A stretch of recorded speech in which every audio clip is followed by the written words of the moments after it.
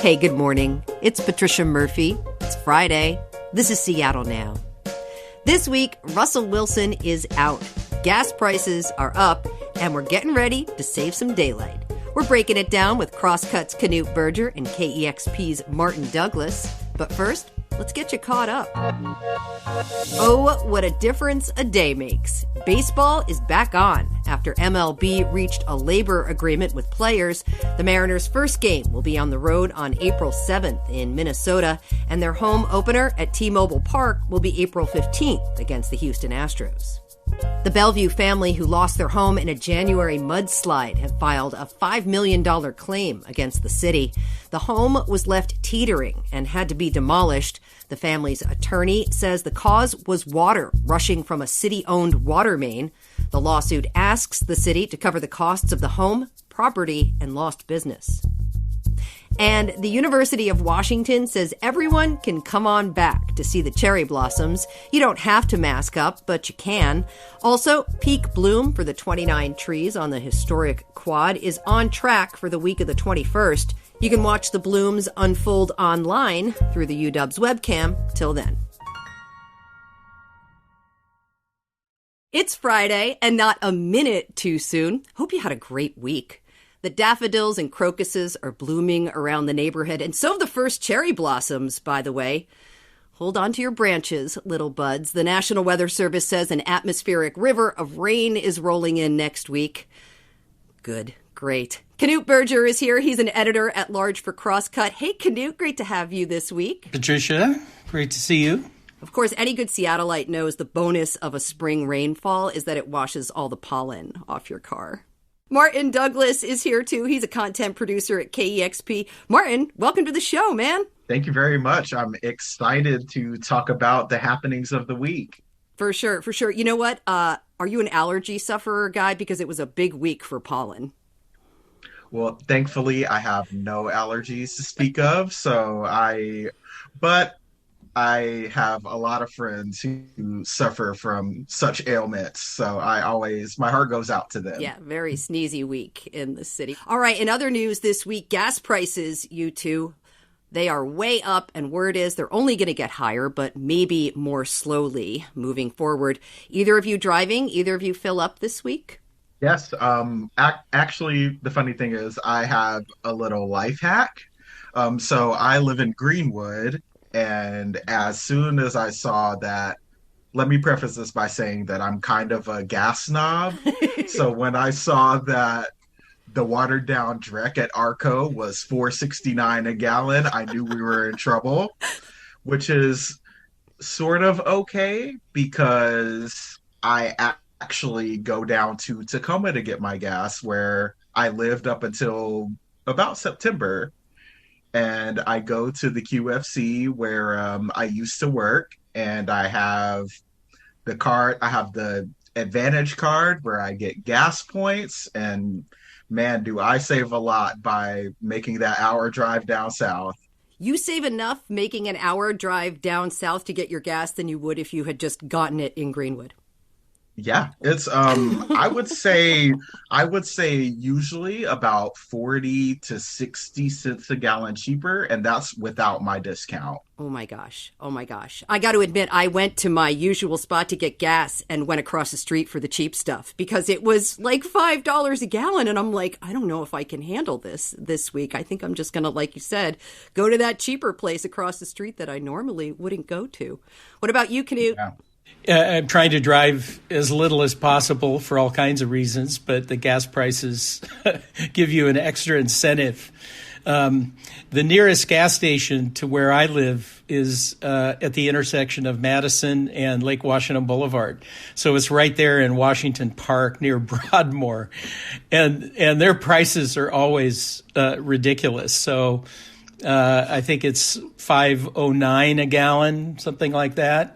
And you get a discount if you pay cash. It's only $4.89 a gallon. So deep discount. When I go over to when I go over to Bainbridge or Kitsap County, I often go to this gas station on the Suquamish Reservation and get get more reasonably priced gas. This whole thing made me think about the 1970s when we had the shortage and the gas prices went crazy. And it's interesting to see what the comparison is because, in 1973, we were paying, like 40 cents a gallon. And that seemed outrageous, because we had been paying like 31 cents a gallon. And it's equivalent to about $2.50 a gallon now. So it shows you that the baseline has really shifted over the years, with taxes and everything else. But we pay like 50 cents in tax on our gallons of gasoline here in Washington state. And you too, just a small reality check. According to Fortune, if you factor in inflation, gas prices are not actually at a record high right now. It was July 2008 when adjusted for inflation that the real cost of a gallon of gas hit $5.37, which right now is about the price of the outlier gas station that you never go to in your neighborhood unless you are literally running out of gas, because it's the one that's always way off the charts expensive. Yeah, that's literally the price of gas at Spirit Gas in Ballard right now.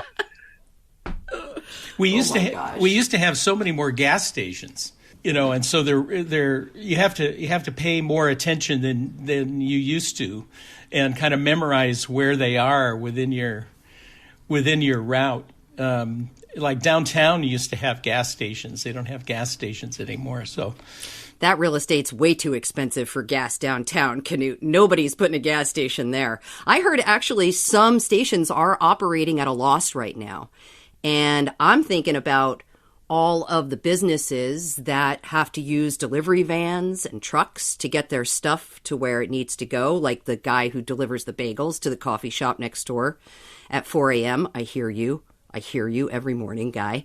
And diesel is off the charts. I mean, diesel is even more expensive. Anyway, tough out there, people. Very tough out there. Tough for Seahawks fans this week. Big news, Russell Wilson's days as a Seahawk quarterback have come to an end. Should we start the 12 therapy session now? Should we start the 50-minute clock? You two? I don't know. How are the 12s doing? Well, for me, it was kind of like a gut punch when I heard about it, because I had become very convinced that he was going to stay. And, it's that end of an era. The Seahawks, you had this feeling back in 2012 they could make a dynasty, that would just go on forever. The winning would go on forever. And this was this sudden thing where you just realize, no, we're gonna go back to the Trent Dilfer years, or Kelly Stouffer, Rick Meyer, all the.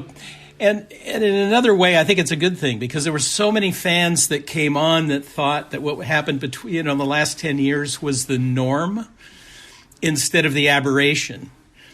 And a true Seahawks fan who's been a longtime fan lived through a lot of misery to get to 2010, 2012. So it's just we're going back to the 70s. That Super Bowl win against Denver was bananas, though.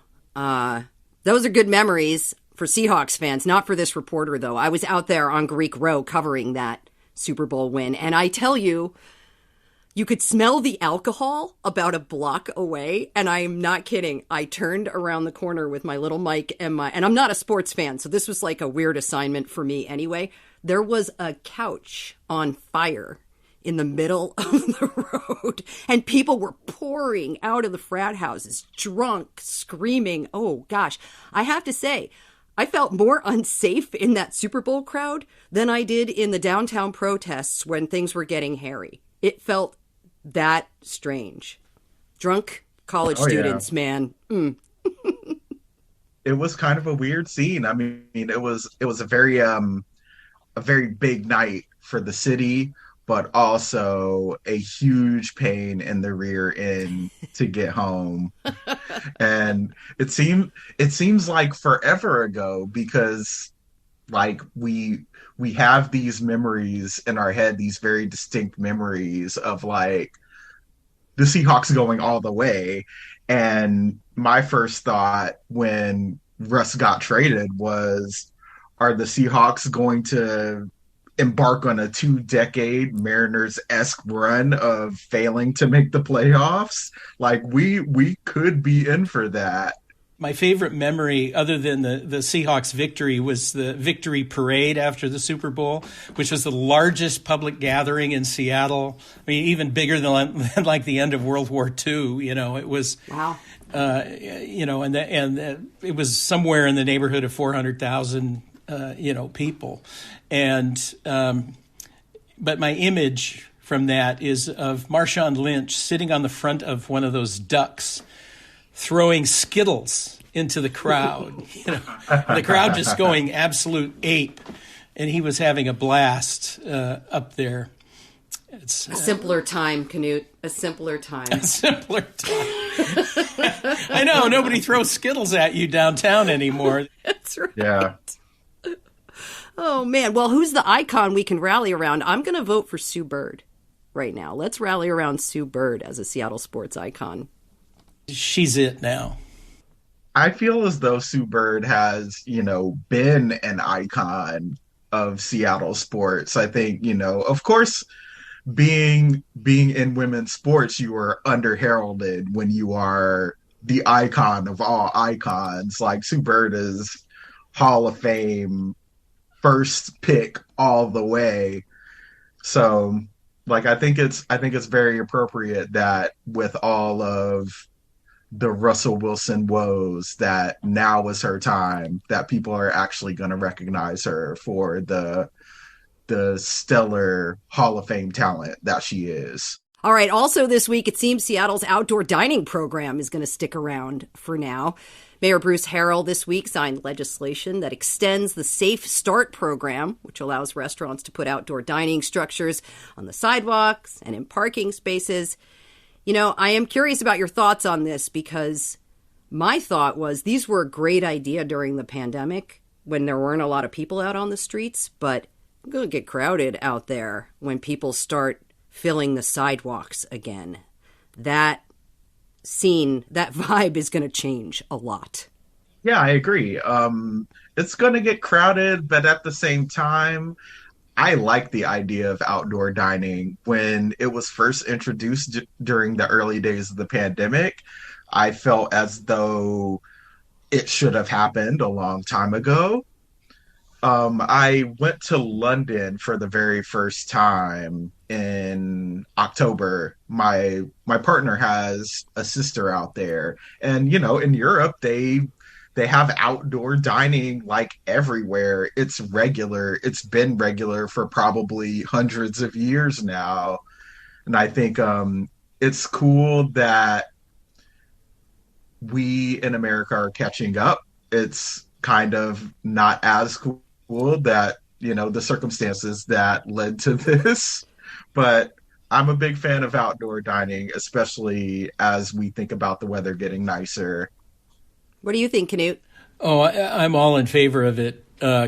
Continuing, I was just thinking back to the late 70s. I did an article for a local magazine called View Northwest about where you could eat out in Seattle, outdoor dining. And it was practically illegal everywhere. Most of the places that had outdoor dining had decks, that they were down at the Ship Canal or someplace like that where they had a deck. And the city was just so against any outdoor dining. Those things of ease, they've allowed more permits and whatnot. But I agree with Martin. We could be much more European in the way these things are done and managed. And and frankly, for someone like me, I'm sort of skeptical about going into restaurants yet. And eating indoors, I'm still doing a lot of takeout. But when I do go out, I go to an outdoor place. Some of those structures are kind of ungainly, but I think some of them should be permanent.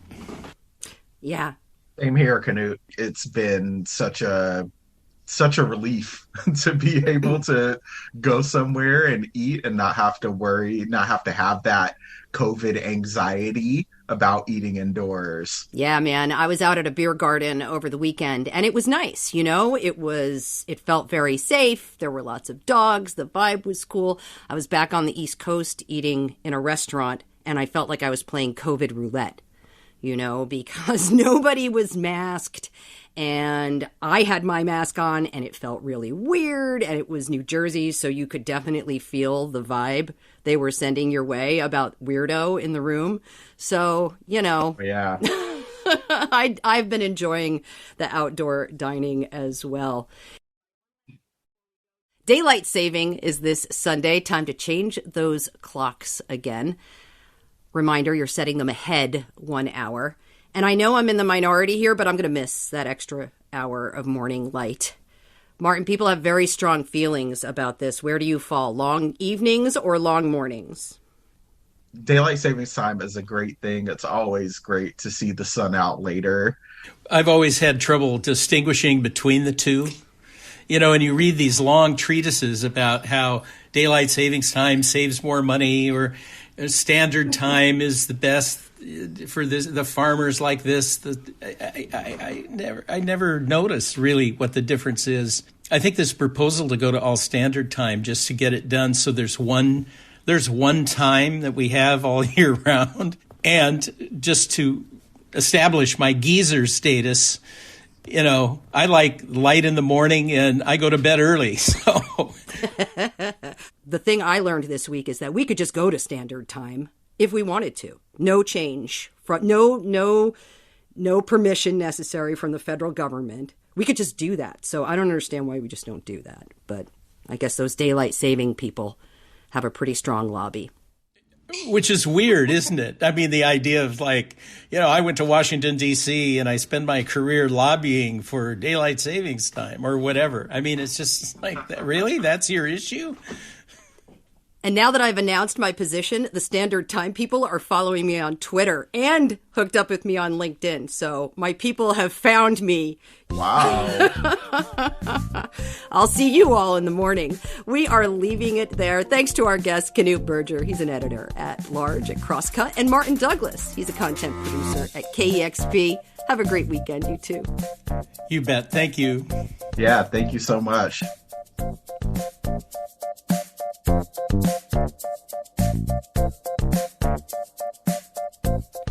Thanks for hanging out with us on Casual Friday. Caroline Chamberlain Gomez produced today's show. Matt Jorgensen does our theme music. I'm Patricia Murphy. See you Monday.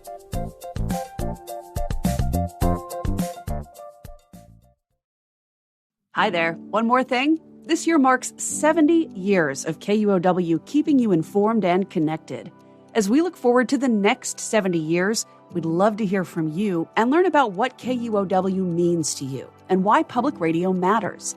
Call 206-897-1303 to leave a quick message or visit KUOW.org/testimonials to learn more.